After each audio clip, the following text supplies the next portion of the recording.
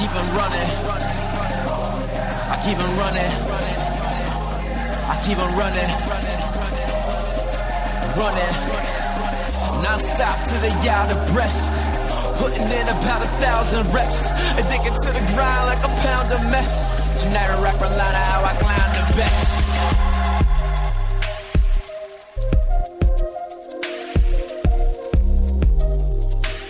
Welcome to the Football Camino. It is such a pleasure to be with you all today, wherever in the world you are listening. The Football Camino is dedicated to taking you on a football journey with football's most interesting players, coaches, trainers, club personnel, and journalists. Think of these as mini autobiographies. Each guest will show you how they got where they are now, reveal their techniques for success, and what they've learned along the way. Our guest today is former American football player Bobby Warshaw. Warshaw played for FC Dallas and numerous Scandinavian teams during his 6-year career. He is also the founder of The Athlete Story, a site dedicated to telling the stories of professional football players, and he hosts his own podcast on Howler called The Play, where he brings on professional football players to discuss hot-button issues. Recently, he wrote a book called When the Dream Became Reality, The Journey of a Professional Athlete and the Push for Meaning, Purpose, and Contentment. He sent me an advanced copy and I read it all in one night. It is that good. This is part one of my 2-part interview with him in which we discuss him playing in Brazil as a teenager, how one moment in college changed his life forever, the thrill of getting drafted, and why he chose to play in Sweden. Without further ado, enjoy my episode with Bobby Warshaw. I'm here with Bobby Warshaw. I'm so happy. How you doing today, Bobby? I'm good, thanks. Thanks for having me. Well, you said on our email that you were coming back from Mexico. What were you doing there? I was down covering the U.S. World Cup qualifier at Azteca, and it was awesome. Who were you? A trip everyone should make. Who were you covering it for? I ended up doing it for MLS, but I basically got a credential. I bought my own flight, and then I asked MLS if they needed somebody, and it worked out. But it was largely just for me to go get the experience, and it was totally worth it. Oh, that's fantastic! So were you just like hanging out with all the American outlaws there, or? A little bit, yeah. I mean, they throw a big tool. I guess there's something everyone should experience at some point, but they throw a big party the night before at something well-named the Gringos Barbecue in downtown Mexico City. And, Rob Stone is there, Alexi's there, Stu Holden's leading chants. Everyone was out until 2 or 3. So it's a really cool weekend. Sounds like a grand old time. I know our mutual friend David Goss, who has a podcast at the MLS, he went down there one year and he echoed the same thing that you said, that it's like a pilgrimage. You got to go once. Yep, that's exactly right. Yeah, I can't wait to go at some point when the time's right. But what, like the atmosphere, was that the loudest you've ever heard a stadium? Or so we were up top with the media, and sometimes it's a little louder on the field because everyone's just yelling right down onto you. So I've played in games when you really couldn't hear the person next to you, and there were moments like that at Azteca. But I think because we were so high, we didn't have the loudest part. What you said that like there are games that you can't hear the person next to you. Can you pick out one in particular? So when Seattle gets loud, it's really hard to talk to the person next to you. The one game I always remember, because it was the first time I'd ever experienced this, when I was 16, I was on the under-17 national team, and I didn't go to residency. If your listeners remember what residency was, and the World Cup was in September, and I got called in like July, and the players kind of hated me because they'd been in this crummy IMG academy for 3 years preparing, and I come in with like 2 months to go. And I'm close to making the roster for this team. We go down to Brazil for the penultimate preparation tournament, and we're playing Cruzeiro's reserve team. And Cruzeiro's arch rival is Atletico Mineiro, Mineiro in the Brazilian league, and the first teams were playing after us. So the fans came early, and essentially Atletico Mineiro's fans are cheering for us, the under-17 U.S. national team. The Cruzeiro fans are cheering for the Cruzeiro reserve team, and there were 45,000 people before this big Brazilian derby. And I remember I got on like the 50th minute, the 55th minute, and just couldn't hear anything.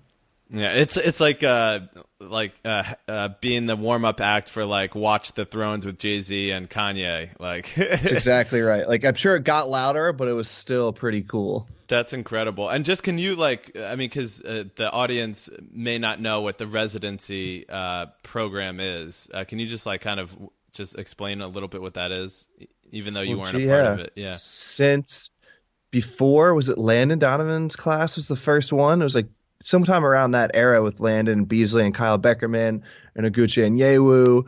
They used to call in the best, basically 15, 16, 17-year-olds in the country to IMG Academy, which I think started as the Nick Bollettieri Tennis Academy. But basically it's a school for, you go to school from 8 to 1, then everyone in school, whether it's tennis, basketball, and the soccer players go for free, paid for by US Soccer and Nike. So they would call in the 35 best American soccer players, and that's what they called the under-17 national team, and they would travel all in preparation for that under-17 World Cup. Yeah, when you and we're kind of like jumping around because I want to get into your childhood, but when you met these guys that were doing the residency, were you jealous at all that you didn't like get to do that, or were you happy that you didn't have to? Yeah, so I wasn't jealous. I would say I had a weird dynamic, like paradoxical dynamic when I was a kid, because I'm this kid from like this little town in central Pennsylvania where soccer is big. We've got a decent number of professional players come out of here, but it's not the hotbed that Philadelphia is or DC is or northern New Jersey. So I had all these places around me where it's tons of national team players, tons of pros. So I had this little bit of inferiority complex where I knew that I was really good around here. And obviously as a 15-year-old kid, I was like, I might, I think I could potentially be really good, but I just didn't know. So I wasn't jealous of them because I was from this small town. I didn't really expect much, but at the same time, I also considered myself potentially their superior, their equal, if that makes sense. So no, I wasn't jealous. I knew that my chances were always long. I was always kind of like happy I made it as far as I did. But at the same time, I did view them as like the people that I wanted to beat.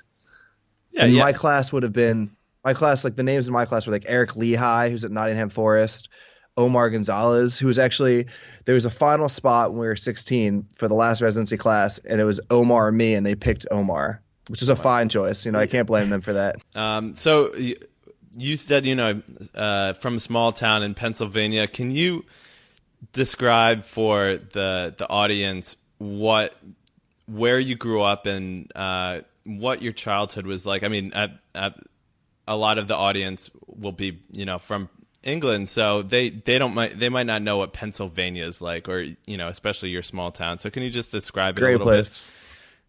Great place. So Pennsylvania is where I'm from. Is from Harrisburg, which is actually the capital of the state. I'm from a little suburb outside of it called Mechanicsburg, and basically the way Pennsylvania works is you have Philadelphia on the right, you've got Pittsburgh on the left. Mechanicsburg is smack dab in the middle of those two. And Pittsburgh and Philadelphia are very liberal, as most cities in America are. And where I am is considered, we call it Pennsyltucky, Pennsylvania, but it's essentially Kentucky. It's incredibly conservative. My family is not. My family is fairly liberal as well as I am. But that's just like, we've got Amish 45. If you drive 45 minutes south, there's Amish and Mennonite land with horse and buggies on the roads. And because it's a conservative place, as you would expect, soccer is not. It's a football and baseball area, right? And soccer is making big pushes, but it just wasn't always the thing. And my dad had grown up in Philadelphia, went to college in the Philadelphia area, was a soccer person, was like one of really the only American on this like over 40 league in Harrisburg with a bunch of Hungarians and Eastern European guys. So that's how I got into soccer. But it's a small Pennsylvania suburb that is not really into soccer. So when you were growing up, what other sports did you play? I played all of them. I played Little League baseball. I played basketball until 7th grade.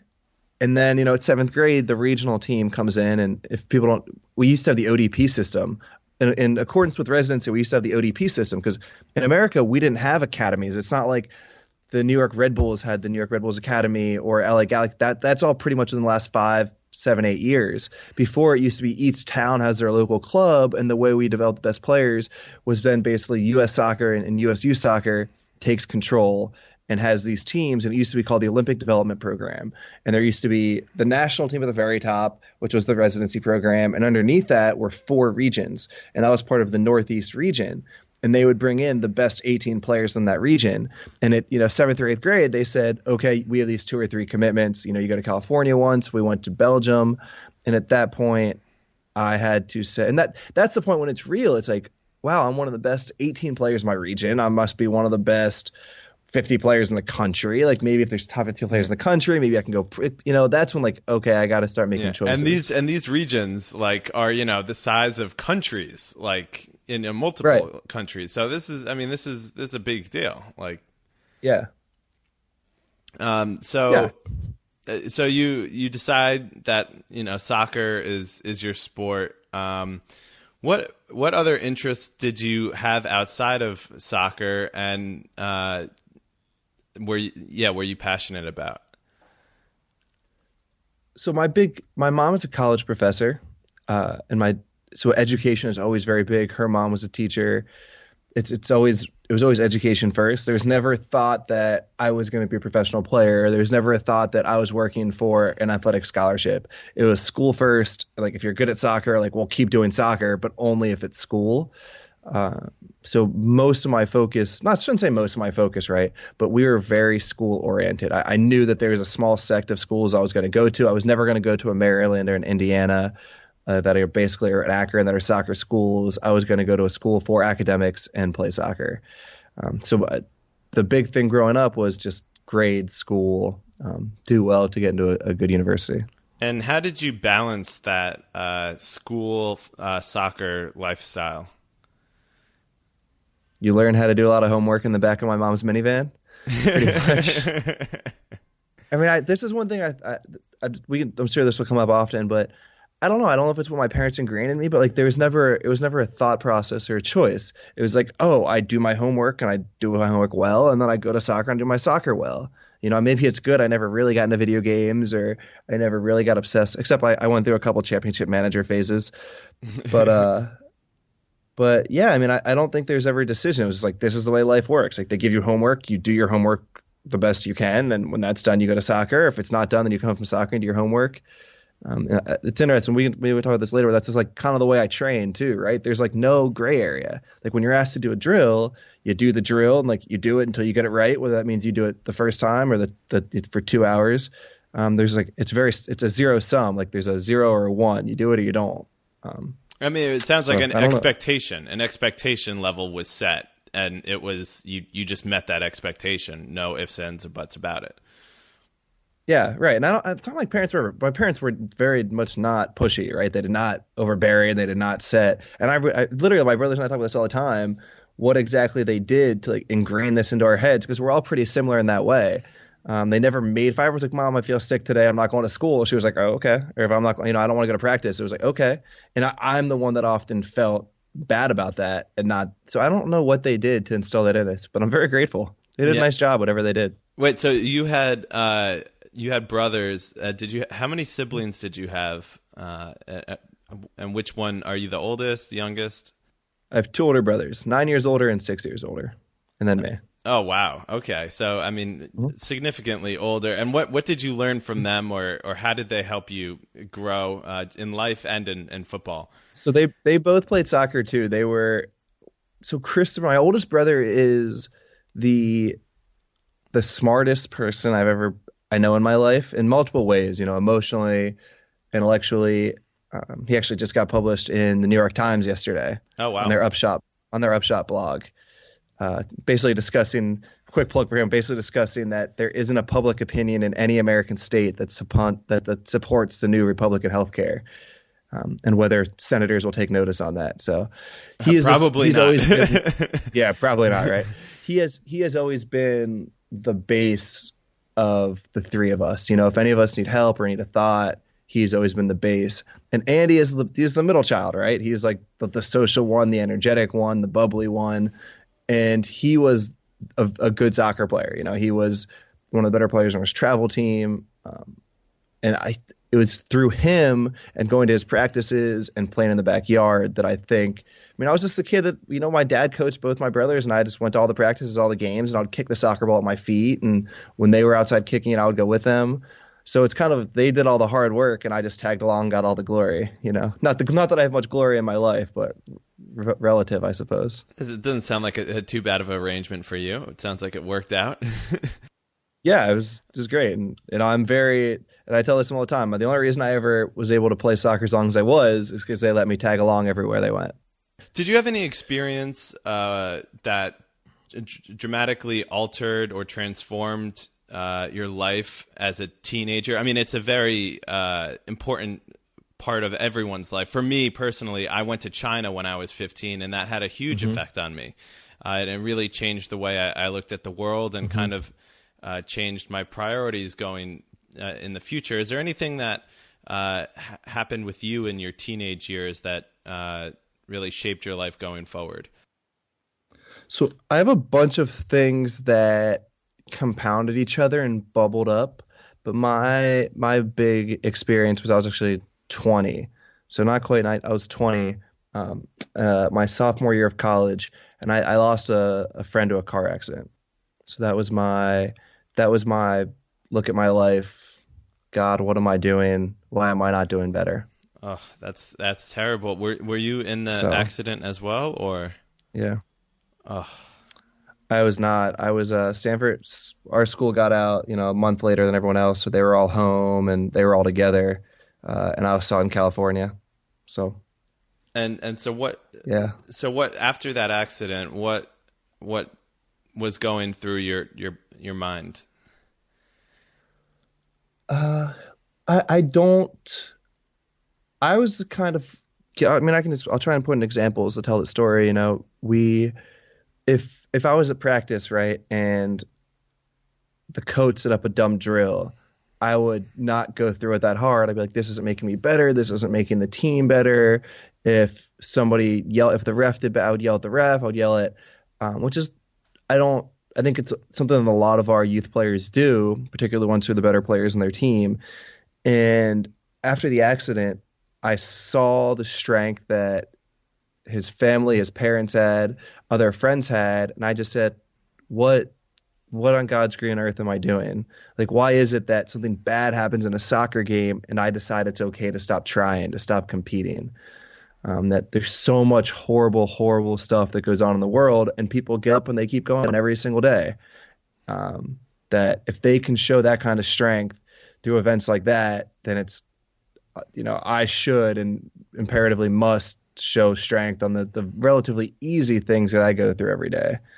So it's just that wake up call that what I was doing is wrong and I can and really should do so much better. So after that, did you sustain that the effects of that eye-opening experience? Or I mean, because a lot of times, at least I find myself, and like I have like a somewhat eye-opening experience or like a revelation of sorts, and it doesn't always carry on. And so I was just curious if, like, you know, that really stayed with you throughout your time in college and on. Yeah, that's a really good question. I have like a note that's a very clear answer for me. No, I have like a mental breakdown. So his birthday was in October, and I have a mental breakdown pretty much every October where like in college I had a game and I just like took myself out of the game because in professional ranks I got kicked out of practice because it's this idea that like it brings it all to the front. And I'm just like, I made myself a promise. I made him a promise. I made his parents a promise. And I'm just not living up to any of it. Like, I'm such a phony. I'm not. And I do think, to give myself let myself off the hook a little bit, I do think that I'm very proud of the person I've become since then and the changes I've made. And I do think I've honored it a little bit. But yeah, there's absolutely a time every single year when I reevaluate and I feel like such a failure. And I don't know if it's always that time around late fall, early late fall. And yeah, it creates and at this point, now that it's what happened my last season professionally, and I could feel it bubbling, like I knew it was that time of year. I woke up for a couple of days, and for the first time, I told my coach, like, I can't train today. I will burn bridges that I don't want to burn. And it was the first time in my life I said I can't practice because like of mental and emotional reasons. So yeah, it's a constant struggle. Yeah, I mean, it sounds like it's been a struggle, but that you've found a way to manage that struggle a bit. But let's jump back into the rest of your time at Stanford. How else did you grow, and what was one of the highlights of your time at university? Everyone loves their time at university. It's something that a lot of kids don't really get, playing in Europe or in professional leagues, but something that soccer players get in the States. So tell me a highlight or something memorable. I don't even know where to start, man. Anybody that goes to college knows how hard that question is to answer. Yeah. I probably made it a little bit too general. I mean, I love college too. I can give you like my college answer, right? It's that we played in Pac-12. You play Friday, Sunday all throughout the fall. And we had, we had like fairly strict drinking rules. So it's kind of like if there's a practice the next day, you don't drink. If there's a game, you don't drink within 2 days of the game, the generic 24, 48-hour rules, which really only, and we had Mondays off. So which meant the only night we could go out as a team and drink and be regular college kids for those 4 or 5 months was Sunday night. And the women's soccer team had the same schedule, and the women's field hockey team had the same schedule, and largely the football team had the same schedule. So we had like a full on, for those 3 or 4 months, the only night we went out was Sunday Fun Day. And they just turned into be some of the, if all the teams won, it would just turn into the best nights of our lives, dancing on tables and it was the best. I don't know if I'm allowed to say it on your show. Oh yeah, no, some of those go crazy. some of those Sunday Fun Days were just everything you could ever want in a college experience. So after university, it's coming to be the draft, the MLS draft, and teams are working you out to select you. How does it feel knowing that, like, unlike any other profession, and even within your profession, if you're in Italy and you're 17, you get to choose what team you want to play for, but in America, in only this profession pretty much, you don't get a choice over where you play and where you'll be living. How does that feel? There's a couple layers. Like, first of all, I'll say that I grew up an MLS fan. I think some kids wanted to get to Europe, and that was their dream to go play. Obviously, it would have been great to play for Manchester United, but I really just wanted to play in MLS. That was my dream. I wanted to play in like the same sphere as Chase Utley and Jimmy Rollins and Ryan Howard and these other American stars. And I'm one of the people that thinks that it's okay to be American in our soccer, that we don't need to change everything to the European way. So I was kind of for the draft. I think the draft is a super cool thing. I get how gimmicky it is, and I get that even a first-round picks very rarely ever actually play. But I was excited for it. I thought it was really cool. But yeah, it is super weird waking up. I mean, I didn't sleep much the night before, as you would expect. I think I was up at 4 and just went ahead and got out of bed. And it is really weird waking up and just saying, listen, today I woke up in Pennsylvania, and tomorrow I have no idea where my life will be sent. So yeah, it's weird, but it's one of those things that I embrace because it's what I wanted my whole life. And I think it's a cool part of American sports. Okay, so you get drafted by Dallas, and what they call you and they let you know, right? Or your agent calls them. Yeah, so I will say, and this is this is one of the stories I tell in the book, but this is sorry, this makes me laugh to think about because I have never actually told Texas people this. I showed up to the draft, and on the car ride down, we're talking about where I'd like to go, And it's like very understood that my family wants me to go anywhere but Texas. My mom grew up in Mississippi. Her dad taught science, and her mom volunteered at a black school. And just like the South did not treat her family well, so it was just the South was the last place I wanted to go. I would have been so ecstatic to go to any of the teams for Dallas or Houston. So I show up to the draft.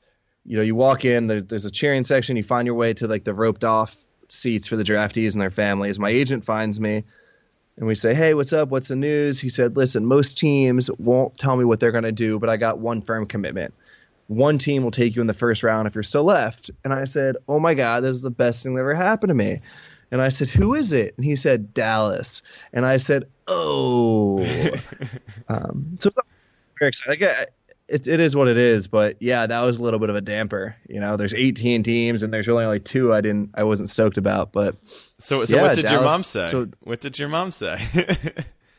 She was great. She was a trooper. I mean, at no point they were so. So here's what I will say about that: is you're sitting there. I know that they were 17th out of 18 picks. I thought there was a small chance that someone else would take me. I knew I was somewhere late first round, early second round, according to all the boards. And the 17th pick comes up. The 16th pick comes up. They don't take me. The 17th pick comes up, and it's like, holy crap. There's a 3 minutes they have the draft. 30 seconds passes. My phone starts to ring, and I answer it, and it's the Dallas technical director at the time, Barry Gorman. And I say, "Hello," and he says, "Hi, how do you feel about playing for FC Dallas?" And as he's asking that question, Don Garber, the MLS commissioner, is going up to the podium, and he's saying my name. I actually don't hear him say my name. I hear it out of Stanford University, and then Gorman starts talking. So I've got like the people up on stage, like he's looking down trying to find the person whose name he just called. The FC Dallas technical director is like on the other line, like asking me how I feel about playing for FC Dallas, which like I'm pretty sure it's already too late to say I don't really want to. Not that I would have anyway. But I will say, like, the moment this all happens, like the moment Dallas calls, the moment they call my name, I stand up out of my seat, I hug my parents, and like I just all concerns go out the window. If FC Dallas had asked me to run through a brick wall for them in that moment, I would have done it. I literally thought by the time I finished my speech that I would want to spend the rest of my career in Dallas. They take a chance in you, they draft you, they make your dream come true. So yeah, 10 seconds after they called my name, I would have done anything that they had ever asked, and I was so happy and proud to be going to Dallas. It's amazing when you hear athletes. I mean, as a fan, obviously, I've never been in the position, but you hear athletes, and it's like when you hear like an artist that got their first record, label that signed them. They always have such a soft spot. Like you'll hear a guy that's been like, or First Love, a guy who's been with the team for like 5 years and he's been treated terribly, but like there's still always that soft spot for like that draft night. It seems like really sure. And good coaches capitalize on this, right? So there's a lot of discussion on Oscar Pareja in Dallas, and this is what he did really well, right? Like when he came in my third year, he brought in a bunch of guys, the young guys, the new players who were very beholden to him. Like I didn't owe Oscar anything. The other veterans, George John, Andrew, anything, and I think there's multiple reasons I left Dallas, but that's one of them. And he brought in guys. So it's a really smart move of a coach to have all these guys who feel like they owe something to them and who are grateful to them. So you get drafted to Dallas and you play a couple years. And as you mentioned, a new coach in the third year. What was it like to go from being one of the guys that, the club was clearly, sought after and wanted, to being on the periphery of the team's plans? So I would never say I was sought after. I had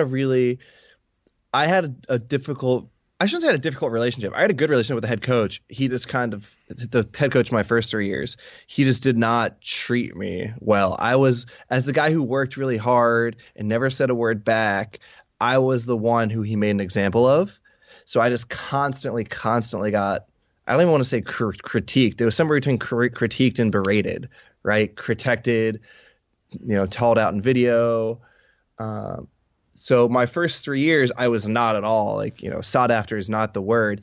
But if you ask people privately, like when he talked to people privately, I was one of the 2 or 3 names, and I was, I wasn't a starter at this point. I was the backup center mid for the other two.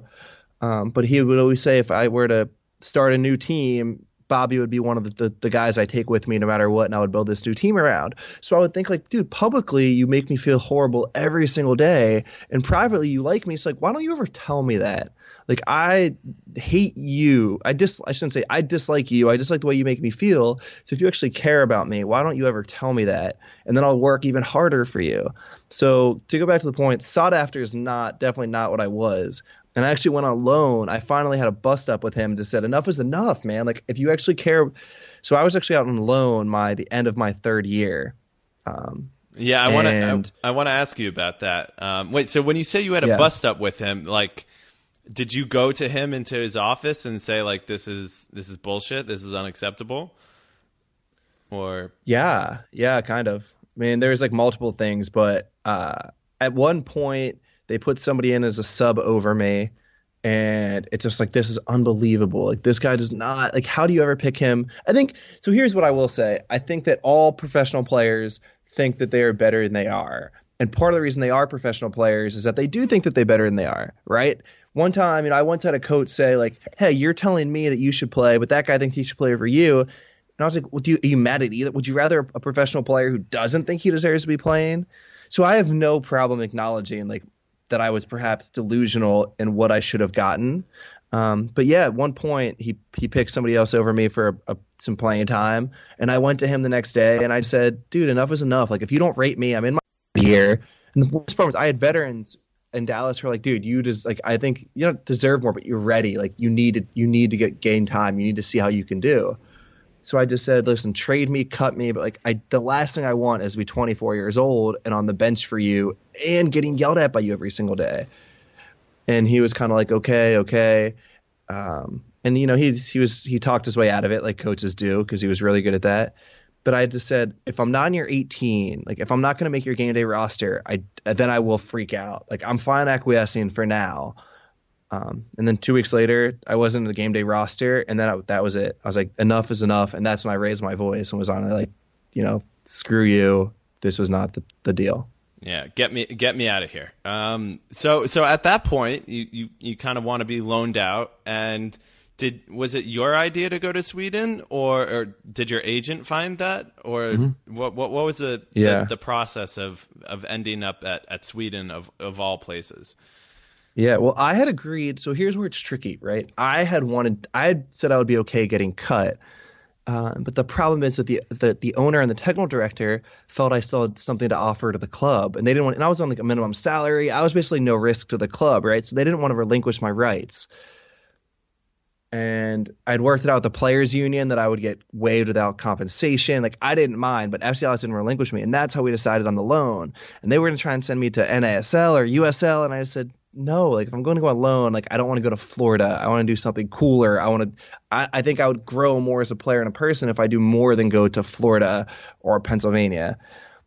So we worked it out actually with the league office, and just said, this is our plan. How can we make it work? And then we took it back to Dallas, and Dallas said, that's fine. So basically I did all the arrangements with my agent, and actually like a close friend, we kind of talked about the logistics. We found a team, and then we basically just handed the paperwork for Dallas to sign. And so you were just like looking at clubs in Sweden, and what other places were you looking at? That's really it, right? Because it's a world market, right? But like, it's only a world market as much as you can get in touch with those people in the world. And my agency, well, there's multiple reasons why it's not a full world market. To give you one example, it's like in the Netherlands, the non-EU players have to make over a certain threshold for salary, and it's usually one of the highest paid players on the team. It's like, was I good enough to go play Netherlands? Maybe. Was I good enough to be one of the top 5 players on the Dutch team? No. So like, that rules out Netherlands, right? Obviously, the UK and Great Britain, I couldn't have gotten a work permit without European citizenship or national team games, so that rules out Great Britain. Basically, all these countries have different rules on their soccer players coming in, and Sweden and Norway and Denmark just kind of have the most lax. And because they have the most lax, American agencies often build the most relationships over there. So basically, my agent has a relationship with a Swedish agent. They've got like a back and forth, and that's how I ended up in Sweden. So the team gives you the go ahead, and you find out you're going to Sweden, and you get on your flight, land, and what was the first day like, the first week?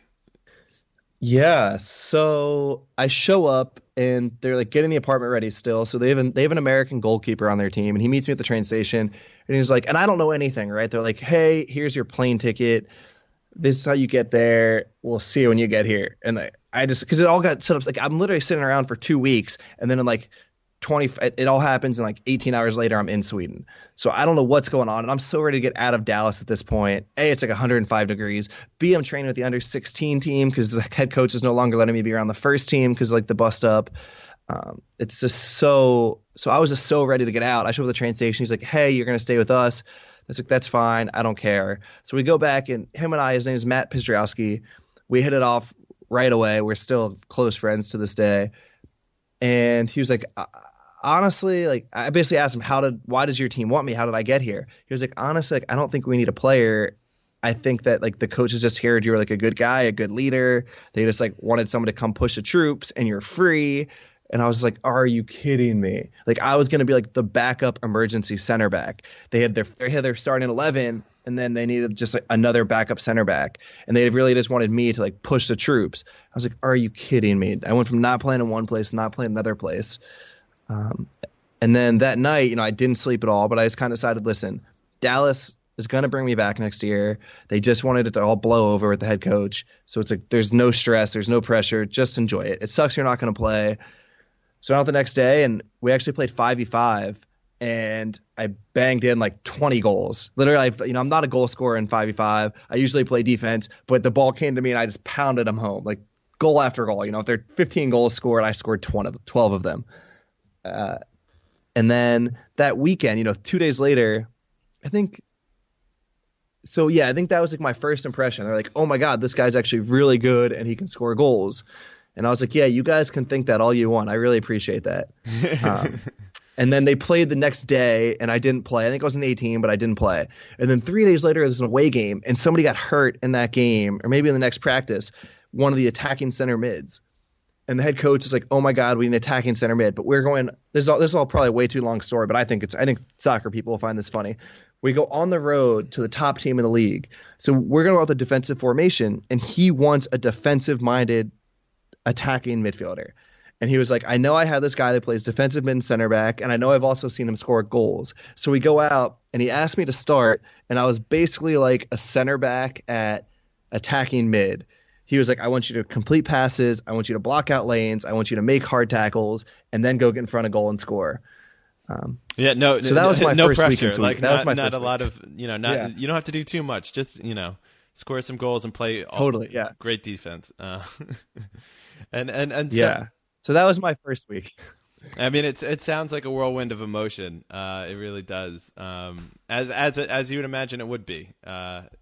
Moving to a new country. And so when you did, so like, when a lot of media talk about like players moving to new teams, they kind of forget, these guys are moving countries. And so what was the most difficult culture shock that you had while you were in Sweden? The first thing I'll say to that is that Sweden and Norway are the two easiest, Sweden, Norway, Denmark are the easiest countries to go abroad to, because most people speak English. It's relatively similar, but it's different enough that you do feel like you're getting the abroad experience. But for me, the biggest difference was like just the coaching is in another language, right? It's like we do drills, and I was always the kind of guy like wanted to be at the front of the drill, wanted to set the example, and now I literally can't because I know what they're saying. So you have to go to the back of the drill, and when the coach talks tactics, you just don't know what he's saying. Like I literally, like, you nod your head, you make eye contact, but he would be talking tactics, and the whole team was like, yeah, at the end. And I'm just like, I don't know what the fuck you just said.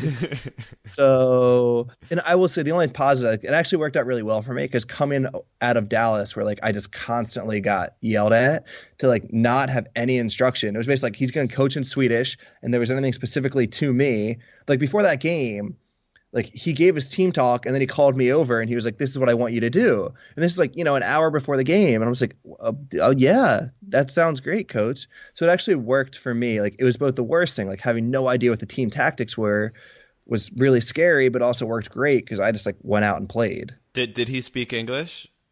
Or when they all speak. Okay. When he talked to me, he spoke English, but to the team, it was Swedish. Okay.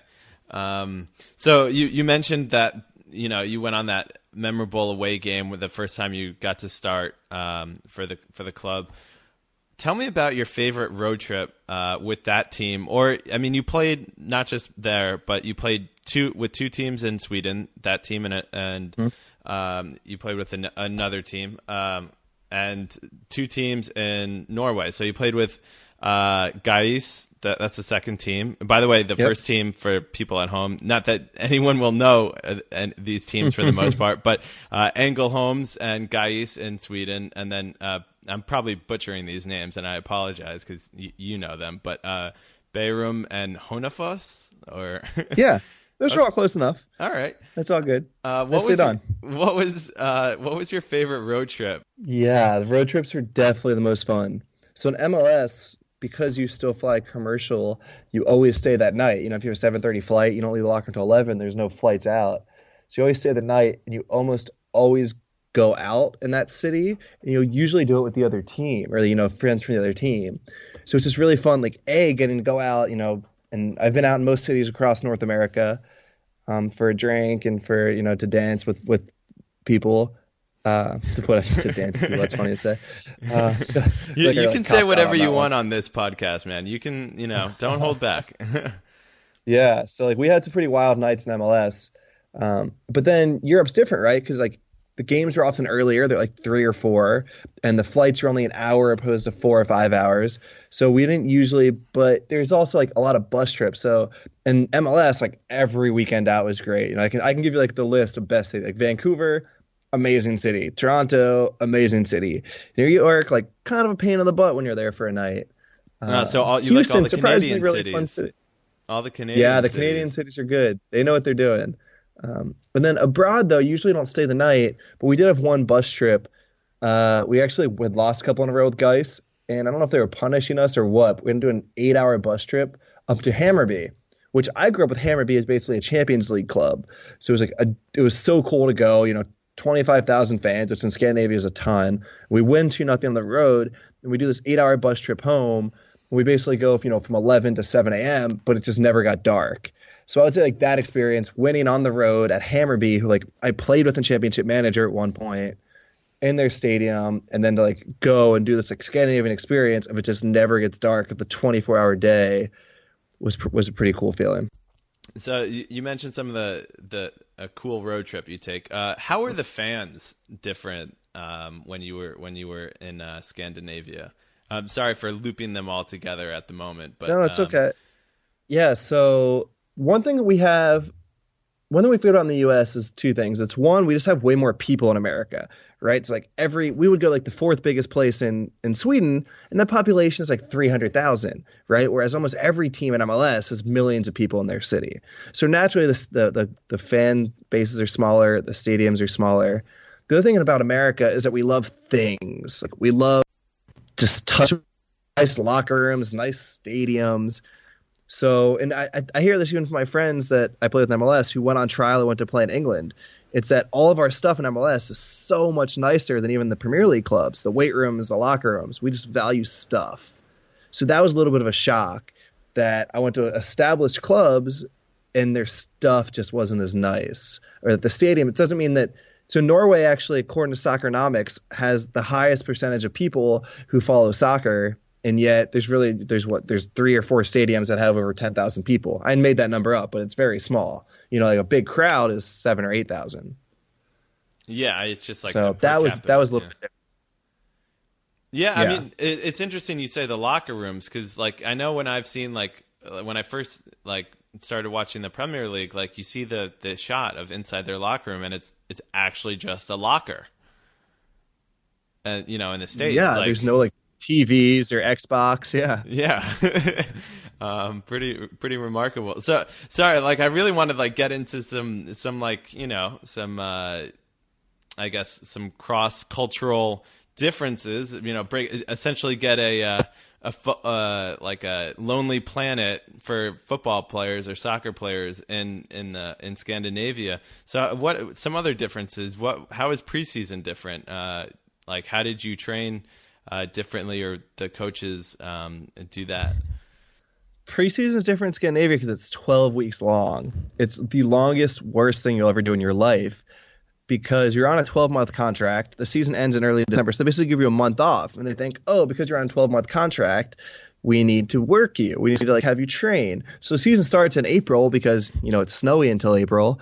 So you're basically in the freezing cold and snow from January until April doing 12 weeks of training, doing double days for half that. It is a miserable, horrible experience. So that's different. Whereas MLS preseason is 5 or 6 weeks, and they usually do half of it in Cancun. Yeah, that was different. Yeah, and other teams too. Other team it's not just MLS. Most of the world does it 5 or 6 weeks. So wow, okay. So they train more. Do they have different is it style different though? Different emphasis on different aspects. So yes, MLS is a very hectic league. It's you press the ball, you chase the ball, you tackle hard. There is more of an element in Scandinavia of, hey guys, we can just cut out a lane, or we can shift, or we can stay tight. The Scandinavian players and teams have a better understanding of team shape and personal angles and organization than American. I think it's true about American players, right? I don't think any of my cohorts in American soccer were taught checking shoulders or blocking out lanes until we got to college or pros, whereas it's something they talk about at a much younger age in Scandinavia. So that was more of a focus stylistically. One big thing, not just in preseason, but in general from Scandinavia to the U.S. is, I don't know how to put this except to say winning, right? Americans are just more competitive people who have to strive. And Scandinavians, partially through their political setup, partially just through their culture, aren't strivers, right? You try to win, and generally if you don't win, it's fine. You go back to your life, you have coffee with your friends, So it's just culturally different. Americans have to strive for something, and Scandinavians are we're going to try to win, but otherwise life will be fine. Yeah. So, so that was a little bit frustrating at times.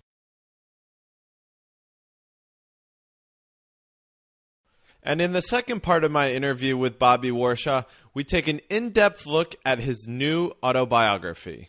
Don't forget to download and subscribe to the podcast.